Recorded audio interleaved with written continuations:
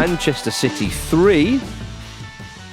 Some people may have turned off when it was just that. Feyenoord 3. Feyenoord came back from 3-0 down to draw 3-3 at the Etihad. They scored 3 goals in 14 minutes.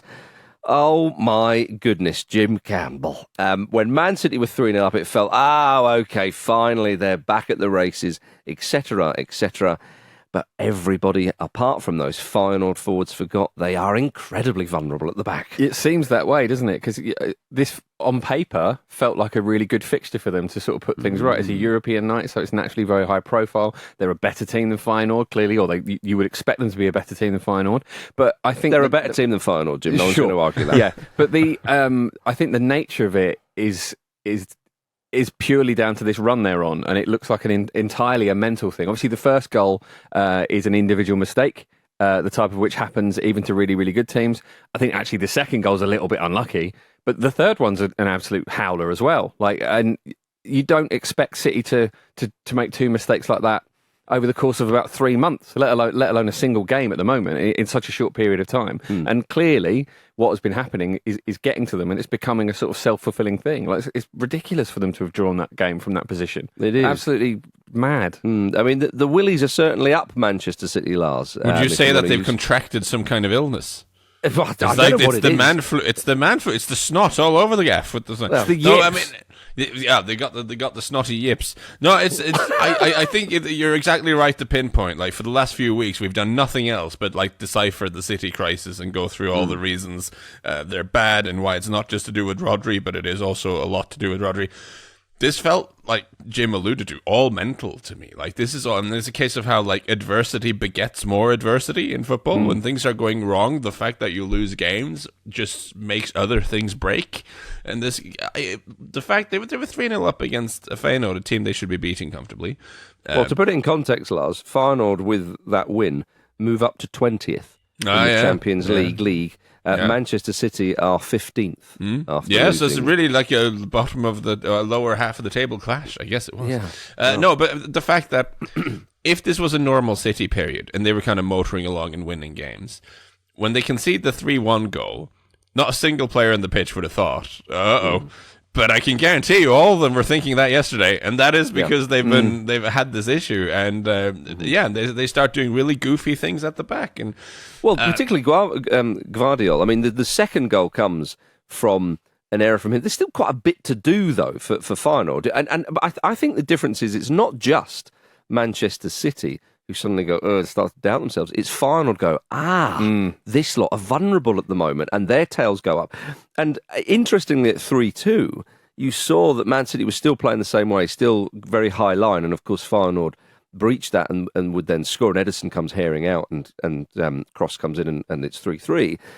I wonder if, and it's easy to say this after the events happened, because had they have then gone a bit deeper, Man City, and put on another defender, everyone would go, for crying out loud, it's Feyenoord. What are you doing? It shows that you're shaking. If that doesn't pull off, then you kind of go, well, of course you surrendered, and that was silly. But that's not what happened. What happened is they kept playing that high line, they kept doing the same thing, and then they get caught, and then you wonder, well, actually, should you have maybe sort of slightly changed it for those last 5 minutes? I don't know. But the fact of the matter is, this will feel like a defeat. Of course it will. It's a hammer blow because, again, you think, they're back. They're 3-0. They're absolutely roasting them. And to draw that game... They looked absolutely bereft at the end of it as well. They did. And it's almost a bit like, what have we got to do here? There's so much focus now, Lars, on the defence. And the goalkeeper didn't do himself too many favours as well. Do you expect Man City to continue playing the way they do? I mean, I assume that's because it'd be unlike Pep to suddenly start. It's not a final of a big competition of yesteryear where he starts to second-guess himself and so on. But would you expect them to keep doing what they're doing? Well, I expect he'll change certain things, but I don't think we're going to see him go full Dyche and sit back in two banks. Just because that's not something they know how to do. You can't just randomly start doing that. But amongst all the chat about Rodri not being there, do you know who also wasn't there yesterday? Ruben Diaz. And I think he's a little bit underrated in the sense that he's the Man City defender who's just a defender, who loves the 50-50s, who loves to get stuck in, who kind of takes charge and stops bad things from happening. Whereas a few of the other defenders can be a little bit tippy-tappy about the place.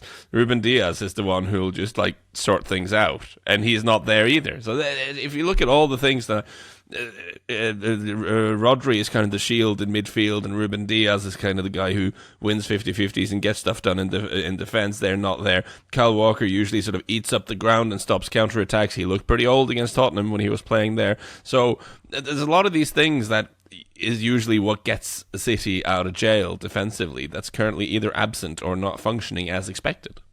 And that's it. I think the positives for City are is that going forward, they looked like their old selves. Obviously, 3-0 up, Jim, of course.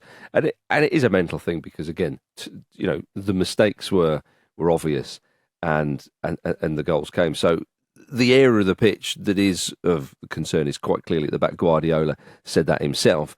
And now 6 games without a win, which is extraordinary. I mean, it would be rather silly and sarky to say, they stopped the rot by not losing. But this is even. It's not more damning than losing 4-0, of course, but it feels like for them, like I said a moment ago, like, well, what on earth do we have to do? But the fact is, it is tighten up. It is get your heads back on. Well, it's something we've not seen in this run of defeats, is it? Them to lose a lead quite so dramatically, and you can explain away each defeat in slightly different ways. But this feels like the most stark example of, as we've touched on already, that something mental being out of sync. And there being a very tangible problem within the squad and the setup at the moment. But that said, as you mentioned, they scored 3 goals. And what might get lost amongst this is Erling Haaland's second goal and the pace at which he came in at to score that. Like, that was phenomenal. If they'd won the game, we would probably be leading with that. Yes. Absolutely unbelievable. Yeah. And him scoring a couple of goals is a good thing as well, because by his own standards, he's not been quite as prolific lately. And we know that, sometimes it takes him a goal here and there to just go on a run of like ridiculous scoring. So perhaps that will be what drags them out of it. Yes, it's a dilemma for us who have got him in our fantasy football teams. Leave him there. Yeah. Liverpool this weekend, but we'll see. I mean, Pep Guardiola, of course, called the team fragile as well, and fragility is not what we come to expect from Pep Guardiola's Manchester City. But he also said, as a team, we always find a way, or over the years. Right now, in another situation, nothing happens. And it does feel like that, but I do think that this is, for them, it's a step in the right direction. And it seems mad to talk about Man City like this, but this is the run they're on, and this is the story of their season by and large so far, even though they are still, in second in the Premier League, and they will almost certainly go through to the next round of the Champions League. Yeah, really, the headline here should be "Brave City breaks losing streak." Yeah, it's a big point for them. You know what also looks a bit fragile? Pep Guardiola's skin. Oh. It's not standing up to the rigors of his own fingernails. Yeah, I'm he concerned said, for him here. This is it's very worrying behaviour. Well, he said when asked about this, I'm not. Should a journalist ask that? It's a bit strange, I think, to ask. Well, a question if like that. Sorry, but if you turn up to a post-match interview and you look like you've been assaulted by 5 cats immediately after the game, like someone needs to add, what is happening here? Because that's what everyone watching is going to be thinking. Well, I suppose that's a fair point. I mean, had the cuts been there pre-game, maybe they wouldn't have asked him. But of course, Guardiola himself said, yes, it's from my nail on my finger. I cut myself with my fingernail during the game. I want to hurt myself, he said, and then smiled and sort of up the... Now, I assume he's joking, Jim. But I don't know that he is, and it's that's when I say it's concerning. I'm being sincere about that. He doesn't look like he's in a good spot. It's a tricky one for Man City at the moment. There's no two ways about that. Something we can all agree. But let's not forget Feyenoord in this, Lars. I mean, they themselves have not had the best of times in the Champions League. They've done okay. I mean, They've won 2 out of 5, lost 2, of course. They had a tough, was it, I think, the opening day where they were hammered at home. But this is a famous result in their modern history. Yeah, no, it is. And it does. I mean, obviously, City will always be the headline here and their fragility and yada, yada, yada. But it still takes some gumption if you're from the Dutch league to be 3-0 down at the Etihad. Yeah. But the way they took the chances, as I said, the first goal was very well taken. The second goal, there was still a lot of work to do. And even the third goal, to have that composure to knock it past Ederson and float it in. Yeah. Like they smelt blood, maybe They smelled Guardiola's, maybe. and they were quick to respond. You have to give them all the credit in the world. It's one of those where I kind of wish I'd been in the stadium because you must have felt the fear and the worry. Well, at 3-2, you did it. It was and silent. seeing the blood flowing from Pep Guardiola's nose, and you're kind of thinking, something's on here. This isn't what usually happens. Yeah, I would imagine there are a lot of fans who have been there since the main road days, sort of explaining to the newer fans, like, "See, we told you it was like this." Yeah, 4 Premier League titles later. See, we told you. Well, apparently there was a bit of booing at full time. Because I didn't see that, but that is. They've just really they've been consistently letting their fans down. This team, they had nothing to cheer for years. They've pent up frustration there, obviously. Yeah. Well, their last victory was on the 26th of October, which was a 1-0 win against Southampton at home. Wow. Seems incredible.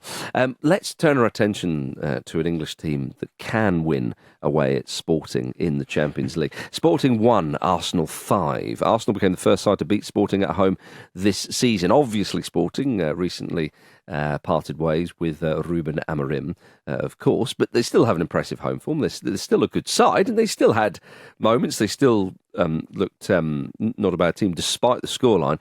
But this, Jim Campbell, is, speaking as a neutral, this is what I want to see from Arsenal in Europe. Go there and say, yes, we are a better side and dominate a team and score all the goals. Because, I mean, if I've bemoaned it, then you've done that, 100 times because you're the Arsenal fan. But often when Arsenal go away in these types of fixtures in Europe, they look a little bit unconvincing. Sometimes they maybe snatch a win or a point, that kind of thing.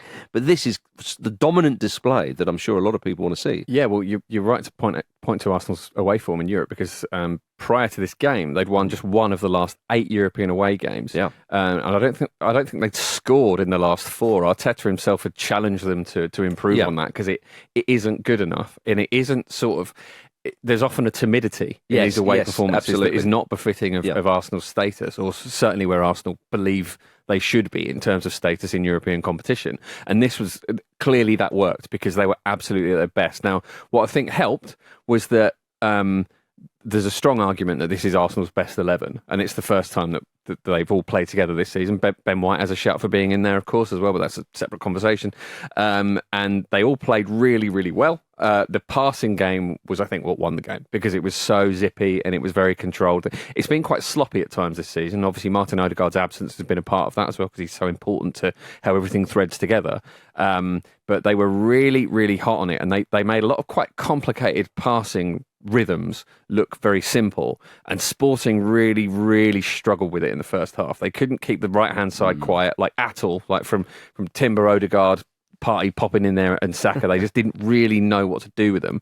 And it was a really, really dominant display, and it was just an absolute joy. It was. Bukayo Saka said after the game, Lars, this is where we belong.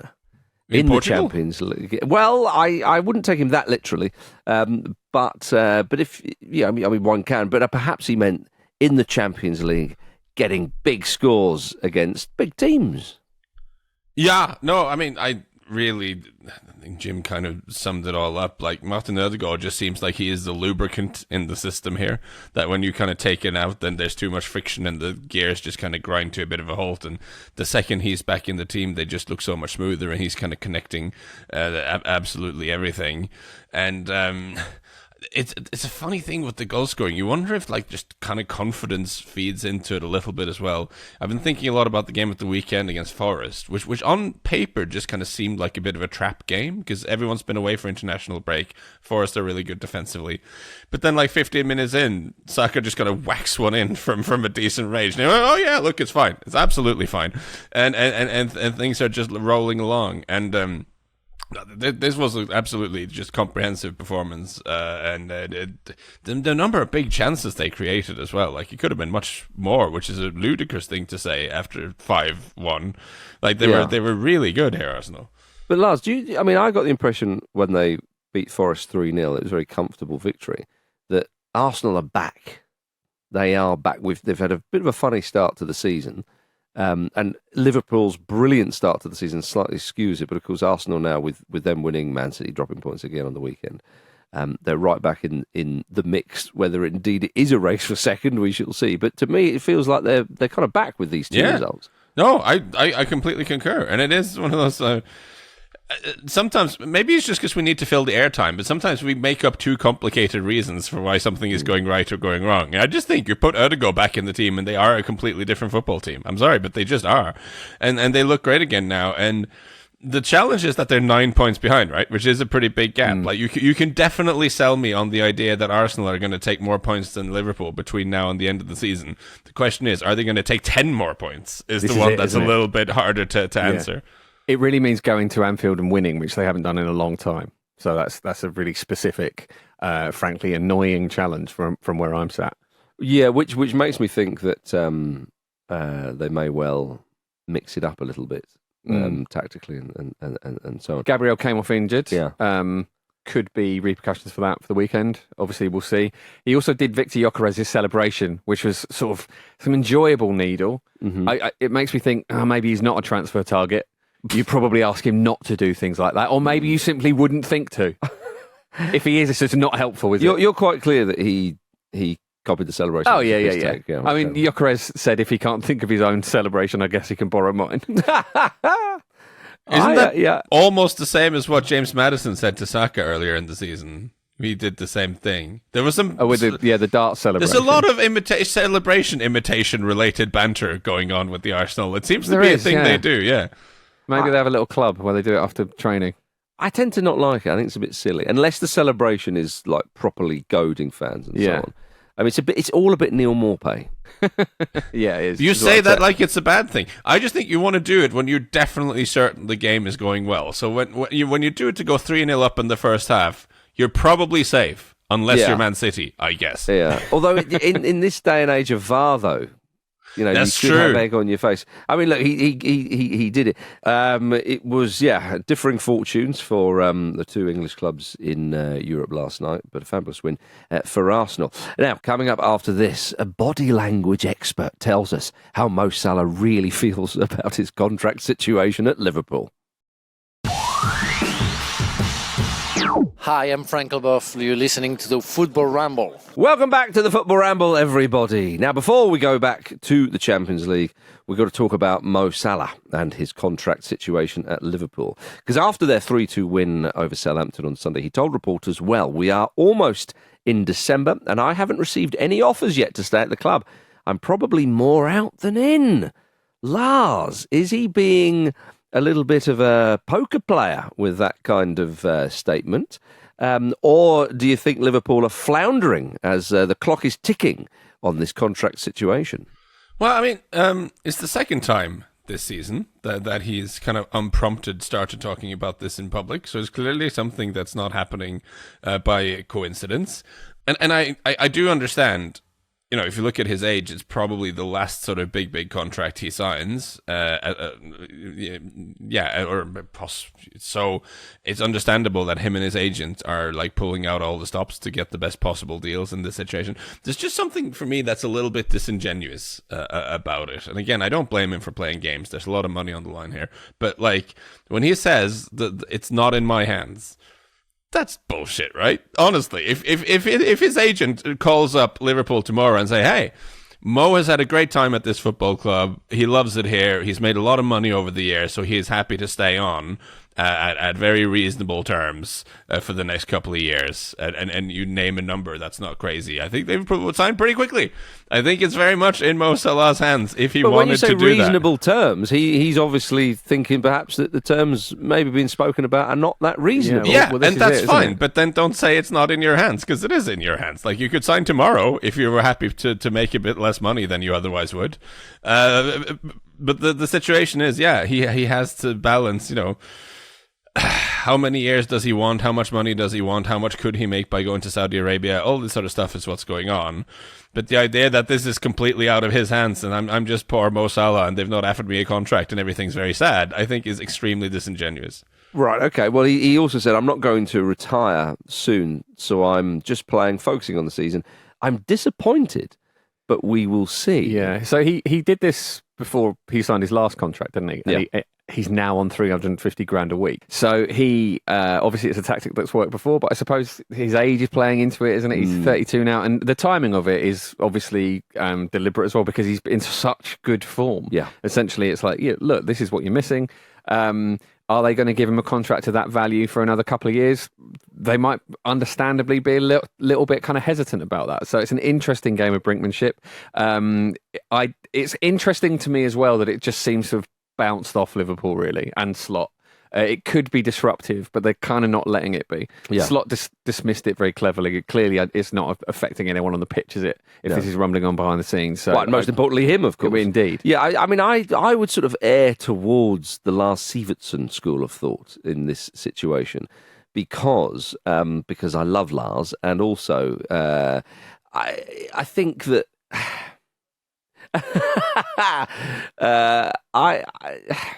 it just strikes me as that if conversations are progressing nicely and everybody's happy, yeah, it doesn't need to be public. It doesn't need to be public. No, and conversations are progressing as reports are led to believe. It's difficult to get an insight into this because you're not in the room, of course. I mean, Salah, he wants to stay at the club. They'll want him to stay at the club. It seems to be surely they're just thrashing out the detail. And as Lars says, it is in both, in the hands of the player and the club, of course. Unless they've just forgotten about it. Well, it seems unlikely, but the reason why there seems to be sort of a clock-ticking situation is because, obviously, end of the season is not that far away, but soon enough, clubs will be able to approach him. And you mentioned Saudi Arabia, Lars. They are very, very keen on Mo Salah joining the Saudi Pro League, and it would be the obvious guess to think that that's where he would go after Liverpool. He'll earn an absolute fortune and easily be the best player in that league, even if Cristiano Ronaldo and Alexander Mitrovic are still there. So, Lars, I mean, with this, surely he's going to stay at Liverpool another couple of years. This is just all. Well, I don't know. I think it's an incredibly difficult decision, right? Because you're talking about one of the best players in their modern history, and someone whoever you don't even have to keep it at modern history, and someone who is still delivering. And who, I mean, he very helpfully undressed, so everyone could kind of have a look at the goods and just show. But the man gets undressed in search of a new season is kind of a little bit partridgey, isn't it? But I think it's a little bit David Ginola at Aston Villa. Yeah, do you remember that? Yeah. That's not where my mind went, but sure. But I think it's like how he's probably not playing like for. He wants more than a pair of boots and a packet of Twix to stay on. There's quite a lot of money being asked for here, probably, and quite a few years on the deal. So the balance of like, how long is he going to be performing at this level, and how much money do we want to commit to this, and what do we do if his form drops and we're stuck with this massive contract? These are really difficult decisions for guys to make upstairs. I do think the fact that sort of Michael Edwards is back at the club as sort of Lord of Football. He is famously a sort of spreadsheet jockey, a numbers man, a cold and unfeeling statistical whiz. Maybe he is less swayed by sentiment than some other club leaders are. So I think maybe they're playing a little bit more hard ball on that.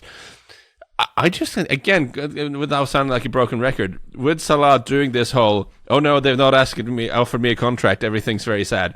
It would be tremendous if one of the reporters had replied, well, what are you asking for? Like, how many years and how many million are you asking for here? Because that feels like a part of the story. Again, this may be a reason I'm not a pitch-side reporter anymore, but this would be, I would like to know the answer to that question. Yeah, and that seems to be the sticking point, surely, because as I say, both parties would like him to stay. If the terms were reasonable, as you mentioned earlier. Another good question would be, would you take a pay cut? Because that's surely part of the negotiation. Well, I think I can probably answer that for him. Having no links to the man at all. Well, but he is in freakishly good form, is the thing that's worth mentioning. And he is still, I mean, he's not...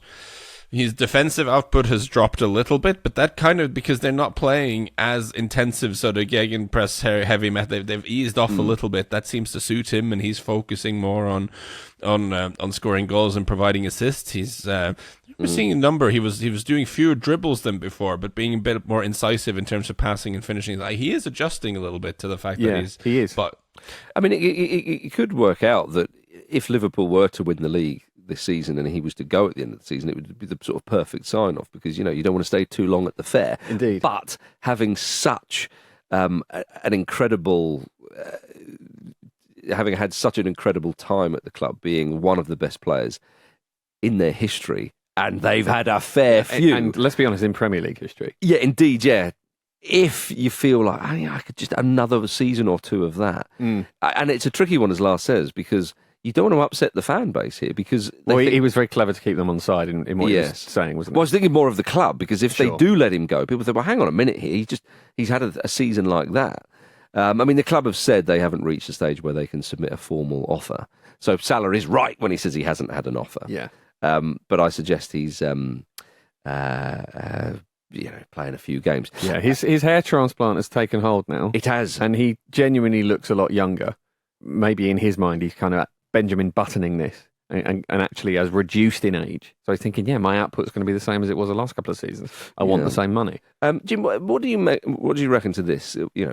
A body language expert has analysed Mo Salah's interview, and the body language expert said Salah is sending a warning shot across the bows to Liverpool's upper management. I think you could make that deduction from a word language expert. Right. I think this is a step up from asking Mystic Meg what's going on. You see this in tabloids now and then. They just the body language expert, and it's just for God's sake, like everything that this person has deduced, you can deduce from his words. We should get a body language expert in to say how does Jim really feel about this? what is the body language? Because what I'm seeing here is pretty negative. I love the fact the shot across the bow. I mean, it's very fortunate that this body language expert also speaks like a tabloid writer somehow. It's funny that, isn't it? Yeah, that is helpful. Woo-woo nonsense? Is that what you call it? It's woo-woo adjacent. Okay. Because it is essentially... It's based in science, isn't it? But I would suspect it's pseudoscientific. Okay, yeah. Well, you like to poo-poo the woo-woo. I do. Indeed. We should this we'll chat about this another time, but of course Trent Alexander-Arnold and Virgil van Dijk are also out of contract in the summer.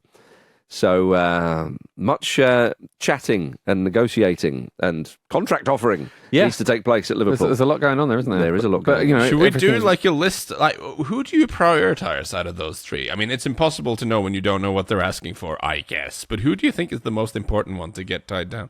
The one who the body language expert suggests that you should. Well, you would, in terms of age, you would think Trent Alexander-Arnold. I don't know. The body language expert would say Virgil van Dijk's the biggest and probably the hardest. So him, don't want to get on the wrong side of him. Salah, though, the body language expert would tell you that he's absolutely ripped. So maybe Van Dijk, Salah, and then poor little Trent. Are you saying that this body language expert is always assessing the physical threat of anyone in any room? I don't think that's how they operate. Why else would you want a body language expert? Also, should you sign the player who is the most ripped first? I mean, that's not a good transfer strategy, I don't think. That's true. It's worked for Cristiano Ronaldo over the years, I suppose. Yeah, and Adama Traore's had some big moves. He played for Barcelona. He did play for Barcelona. And now look at him, he's playing for the Barcelona of West London. Indeed. Right, back to the Champions League. Liverpool versus Real Madrid tonight at 8 p.m. Trent Alexander-Arnold is back in training after missing the Southampton game on Sunday. Of course, he's been linked with a move to Real Madrid. Yeah, I think... One day, will we call this the Trent Alexander-Arnold derby? Maybe we will. It's the Steve McManaman derby at the moment. There we go. It might be the weird little Mickey Owen derby, but I think he ruined that by moving to Man United. Yeah, I mean, this is a really interesting fixture, isn't it? Because obviously Liverpool are absolutely flying. They've got a 100% record in the Champions League as well. They're the only team to have that. City come to town on Sunday, and with the form they're in and the form Liverpool are in, you're thinking, God, this could be really bad for City. But if there's anyone who can derail your confidence, it's Real Madrid, isn't it? And even Liverpool, who have got this kind of almost magical quality in Europe, struggle against Real Madrid. It's the ultimate example of the house always winning. You know where Real Madrid are in the Champions League league at the moment? Pre-winners? 21st pre-winners. Are they really? Yeah, they're 21st. They've lost 2 and they've won 2. They've actually been pretty unconvincing. Marcus, in the they're going to be fine. Yeah, I'm sure they are. But in this terms of this fixture, I mean, they have looked pretty vulnerable, and even this is a horrible fixture for them in that context. well, possibly. I mean, in the opening, was it the opening game of the campaign, or certainly early on in the campaign when they played Stuttgart at home? They're quite fortunate to run out winners, and then, as I say, they've lost twice. Lars, they've not really convinced in the Champions League. I mean, I understand this is a bit like saying, oh, Brazil haven't looked that good in World Cup qualifying. Again, they'll be fine. Italy have started slow. But in terms of this fixture, Lars, who are the favourites going into this? Because I might suggest it's the home side. Yeah. So I think they probably are actually. If you check the bookmakers, and I just think that there's the changes that were made over the summer of adding Mbappe to the front line without a clear idea, it seems, of where he was going to fit in and how that was going to work, and then losing Toni Kroos unexpectedly in midfield. That seems to have kind of unbalanced the team a little bit. Now they have recovered from that defeat to AC Milan by two sort of pretty routine wins in La Liga. But that Milan performance was pretty unsettling. Yeah. I watched that game. I had that on my main screen that week, and they look pretty vulnerable. Even when they beat Dortmund 5-2, I understand they've scored 5 goals. I mean, Dortmund themselves were shipping them, of course. But again, they were still... teams were able to get at them. I mean, and the big surprise as well was when they lost to Lille, of course. And this is the thing with Mbappe, right? Not everything is his fault, clearly. I mean, the reason Milan were cutting through them like a knife through butter or whatever, that was not to do with Kylian Mbappe. But still, the fact that they've allocated so many resources and so much into bringing in Mbappe means that there's obviously going to be a lot of scrutiny there. And there is a case where you wonder if the sort of celebrity status of a footballer has kind of gotten in the way of rational thinking. Because if we kind of take Mbappe's stardom and everything else out of it, if you sat down, if you were like a squad planner at Real Madrid and you sat down in the summer and you say, what does the squad need? What do we need to add? Do we need to add a really quick forward who is sort of right-footed, likes to start like out in the left channel area and kind of cut inside and run in? You would go, no, because we have that. That is the exact thing we have. That's what better than that. That's what Real Madrid does. Yeah, but this is Real Madrid we're talking about. It doesn't matter. But this is Real Madrid at their silliest, isn't it? And also, actually, Vinicius Junior is going to miss this game because he's going to miss a little period. So actually, the balance might accidentally be quite positively affected by that. Yeah, and I'm sure it's also, if it's one coach who you would trust to figure it out somewhere, it is Carlo Ancelotti, who famously, when he was at Milan, like Silvio Berlusconi, kept buying playmakers and would just throwing them at Carlo. You will figure this out, and hence we got the Christmas tree formation. And he will find a way. And this is something I didn't mention in the City segment earlier in the show. Like, it is fascinating when you have teams that like. The squad maybe doesn't quite make that. There are problems and they're not performing where you would expect them to. That's kind of where these big name managers will kind of earn their corn. And it's kind of fascinating to see going forward, like what kind of solution will they come up with? Like, more in the case of City than Real Madrid. In the case of City, that is kind of turning into one of those crime novels where there's like a lot of red herrings and there's a lot of disparate parts, and you're kind of reading it and you don't understand, how is this going to work? Like, the midfield is like this guy that doesn't seem to, these guys are injured, and then in the end, like, Hercule Poirot sits them down and go, ha, we will play John Stones in midfield or something. It is one of those. They're kind of waiting to hear what is the solution. And it's a little bit similar with Real Madrid. Like, I don't quite understand how this is meant to work, but I am looking forward to seeing Carlo Ancelotti provide the answer. Yes. Yeah, and on the flip side of what I was saying earlier about how Real Madrid are a very, very difficult prospect and can certainly derail your confidence. Imagine the feeling Liverpool are going to have going into the game on Sunday if they win this tonight. Well, it's going to be unreal. I like you describing Real Madrid as a difficult prospect. I'm sure they would be deeply offended by that. But Liverpool they're offended by only having 3 players nominated for the Ballon d'Or or whatever it is. So I'm sure they would be. Well, Liverpool last beat Real Madrid in 2009. They have lost 2 Champions League finals, obviously, since then, and been knocked out of Europe by them on 2 other occasions. So, they owe them. I think it's fair to say, and I think there is a chance tonight. But I understand I'm saying there's a chance against the team that all but own the Champions League, but they have been unconvincing thus far. Coming up after this, we've got a long overdue Mauro Icardi update. Deary me. Tonight at Villa Park, it's a big one.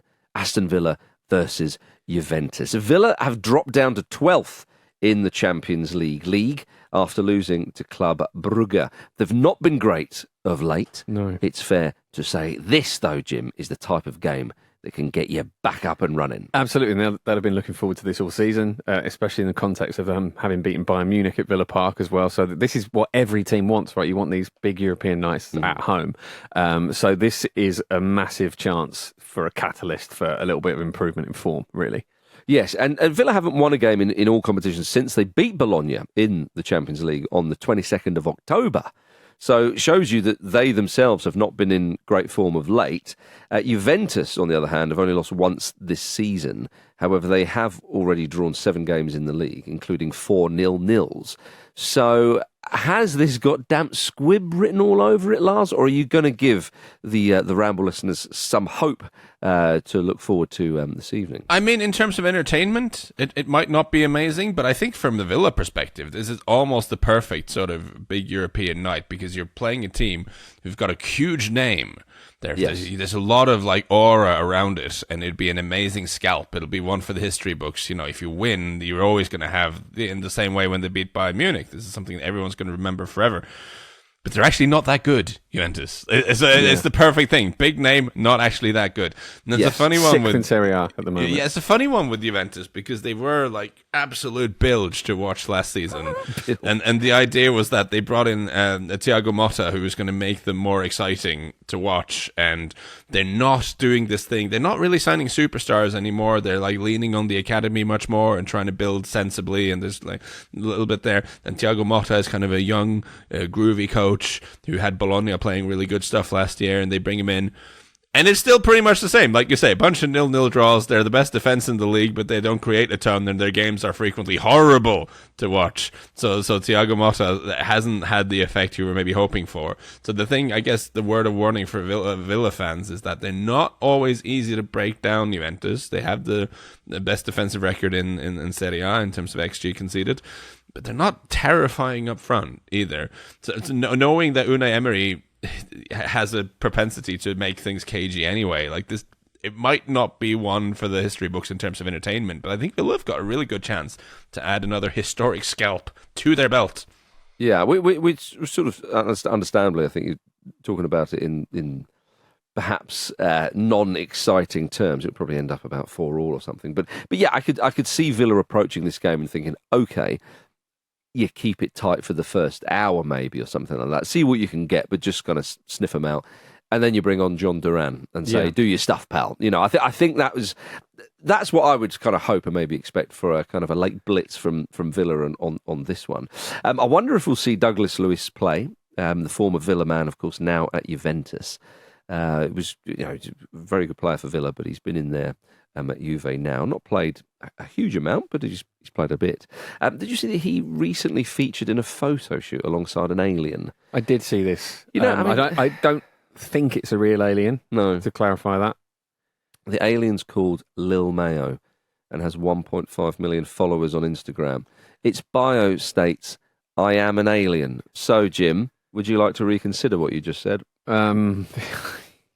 No, I'm going to stick by it. Okay. I'm not sure I trust him. If I was to become like a social media influencer, I would call myself an adequate amount of mustard.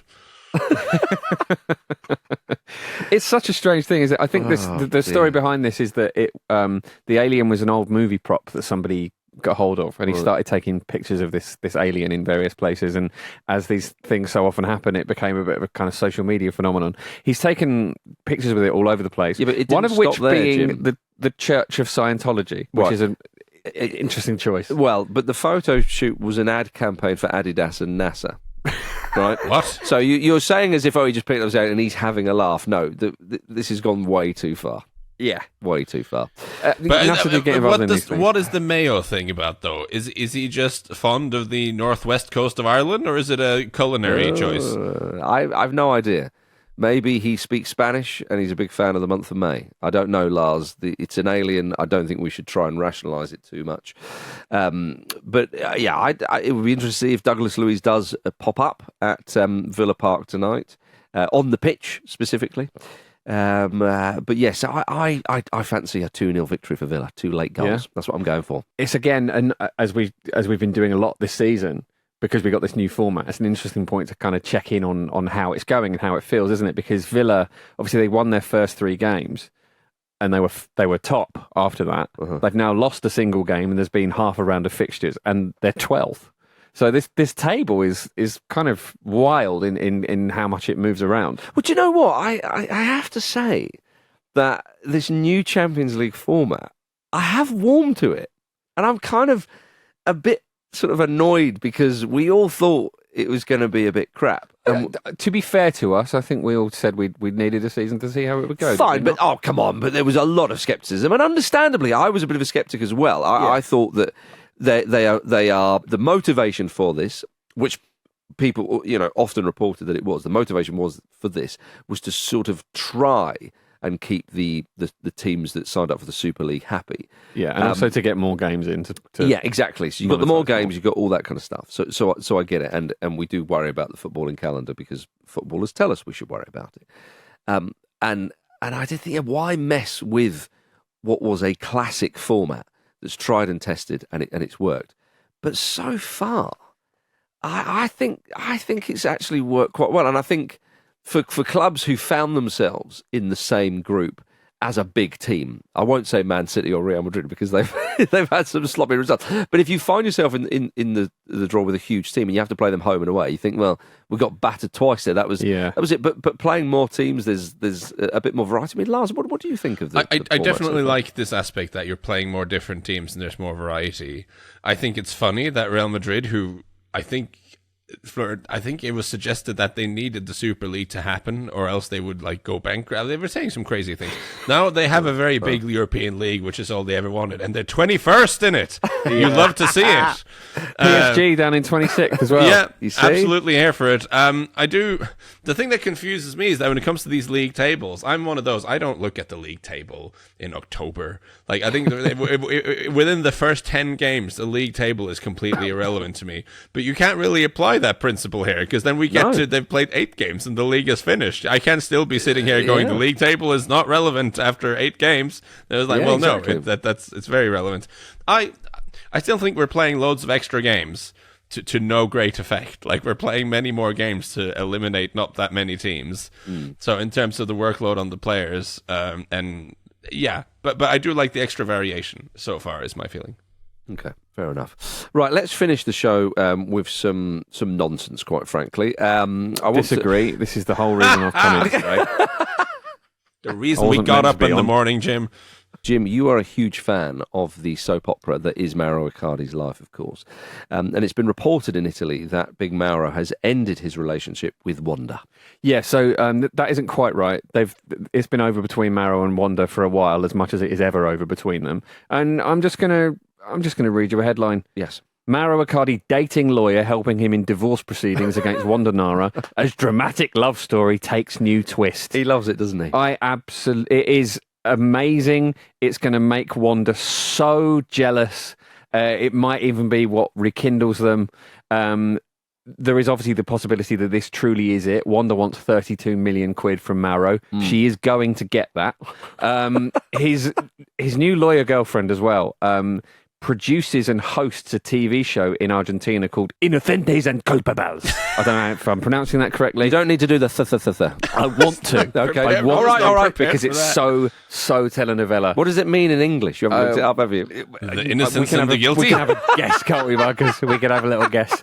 Marcus doesn't do other languages. We know this. That's not true. He's got a very good working knowledge of Spanish, actually. Well, you've overrated me, but thank you. Spiller. So I obviously read a translated article about this, and there is an appropriate, an accidentally appropriate line in it which says, the feeling is that there will be new episodes soon. Oh, and it does feel episodic between these two, doesn't it? It does. Well, that's why when we said that it's been reported he's ended relationship with Wanda, like that is actually news because it's been so off and on. We've likened it to if you've watched Parks and Recs, it's what's his name, Ron Swanson. Yes, and his Tammy. And Tammy, yeah, it's very much like that between the two of them. I mean, it wasn't that long ago that they were seen burning their furniture outside their flat while they were having an argument. So, yeah, hopefully there are more episodes to come. I believe in them. I think they can fix it. Yeah. So in my life recently, I've been trying to get better at thinking, and then what? Like when you're making a life decision of something you want to do, like what happens after that? Like if you do this, then what? Yes. I feel like this is something Mauro Icardi needs to, like, there are not many areas where I think I can be a positive influence on Mauro Icardi. But, like, it's like, you could sleep with your divorce lawyer, and then what? What happened afterwards? Like, is this good? Does this make things easier for you going forward? Like, is this... What is it about Mauro Icardi as well that means these incredibly powerful, dynamic women seem to want to keep him as a sort of pet? I don't know. The mind simply boggles.